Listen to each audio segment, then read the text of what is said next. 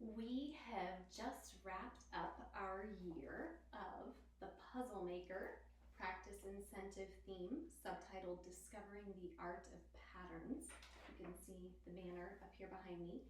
And I am excited to say this was one of the most beloved themes that we have done so far in our studio. I have gotten lots of favorable feedback from students and parents. They loved collecting puzzle pieces throughout the year, and they especially loved our puzzle party at the end of the year where they got to put their puzzles together. So the way it works is every week the students have their assignments, and a couple of specific things that this theme includes. Part of the idea for this came from the proverb, if you will, in Ecclesiastes that says, "There's nothing better for a man than that he find enjoyment in his toil under the sun." And so part of the goal was to help students find enjoyment in their toil of practicing. So each week they were able to record what they did to find enjoyment in their practicing, and they would earn one puzzle piece for that.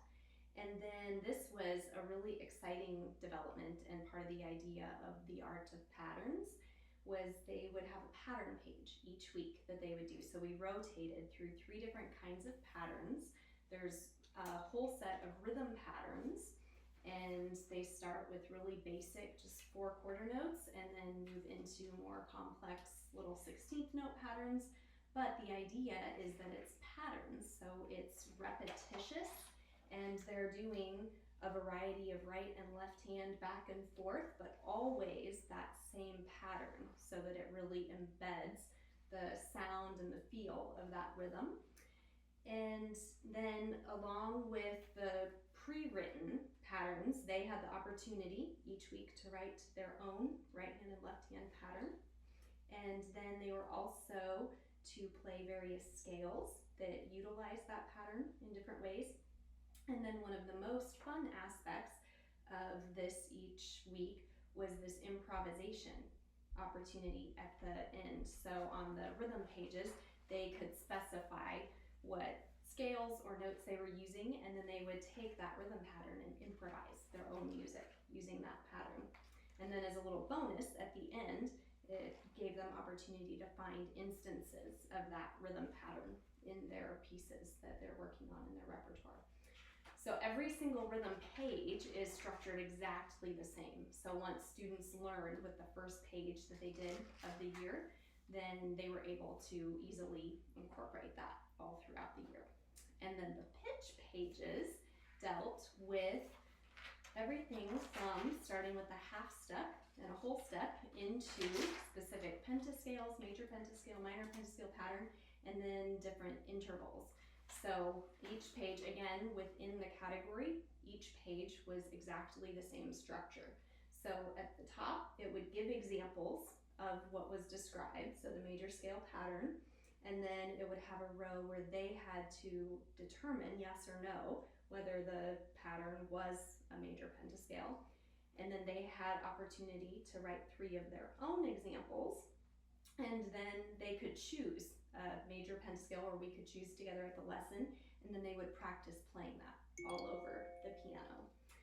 And then this was one of the things the students really liked. They would have this mystery note challenge where it gives them a starting note, and then it would give instructions of how they needed to move up or down in certain increments, and then they were to figure out the mystery note that they landed on.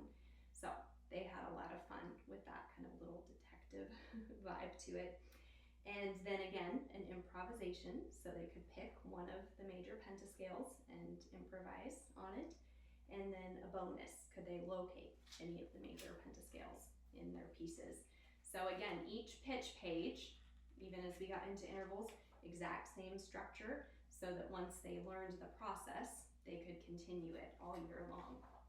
And then lastly, we have the movement pages. And this started out with the finger 3 crossing. We have a finger 4 crossing, a finger 2 extension. So I just tried to think of what are the most common types of movement that we need to learn in order to play the piano well, and ones that people often struggle with. and then how can we learn those patterns and build them into our muscle memory so that they become easier for students. So we also had a little overlap with the pitch where they're learning the theory behind the pentascales, but then we moved into the movement where now they're learning the pentascales according to their movement groupings. So all white keys, black key in the middle, white key in the middle, and then variations on that. And then we also had inversions. So different inversions, again, based on the black and white key patterns within the triads, and then into longer scale fingerings. So each of these different categories has 20 pages in it, which is more than you can get to in an entire year of piano study. So with the younger students, I would often assign them one, or we just work systematically through them from week to week. But with the older or more advanced students, they were allowed to look through and select their own, or we decided together which one seemed most relevant. So that was this pattern page category. Turned out to be a really great way to just build in that repetition throughout the year, and all contained in one book. So easy for them to keep up with. And they earned a puzzle piece if they completed their pattern page. Then they have what we do every year, where they're memorizing and reviewing music vocabulary, terms and symbols, which either they or I could select from the back from a handy dictionary of terms, or they could even consult the little dictionary of symbols and find the ones that looked interesting to them, or ones that they were encountering in their music that would be helpful to memorize. And so each week, if they could accurately define their new term for that week and then all their previous terms, then they would earn a puzzle piece. And what I did here at the bottom was I incorporated a little flashcard, so they could take whatever their term was for the week, write it on the front of the card, and then the definition on the back, and then they could either cut them out or just use that as a handy way to flip through the book and review. Turns out most of the students did not want to cut their books up, so they ended up just using them within the book, but it still worked really well. And then of course just an area for their regular assignments, and then their practice was recorded, and then for every 5 days of practice they would earn a puzzle piece. So we would keep track of how many days they earned, how many puzzle pieces that got them, and then any additional days beyond the 5 would get carried over to the following week. And then of course just a little area for notes here. And then I also included, which proved to be very helpful, a page on the back of every assignment page that we could utilize during group classes to help them take this whole idea of patterns into developing listening skills. So at each group class, I would play little excerpts of pieces, improvisations in different time signatures, and we talked about ways to identify and determine the time signature of what they were hearing. Same with different tempo markings, and then as each of the students performed for each other, they could record what they were hearing, or different patterns that were incorporated in the performances.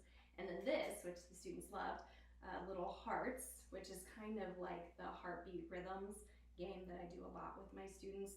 So they would feel the pulse, and then I would play a rhythm on the piano, and they would just notate it within the heart to represent the rhythms within each beat.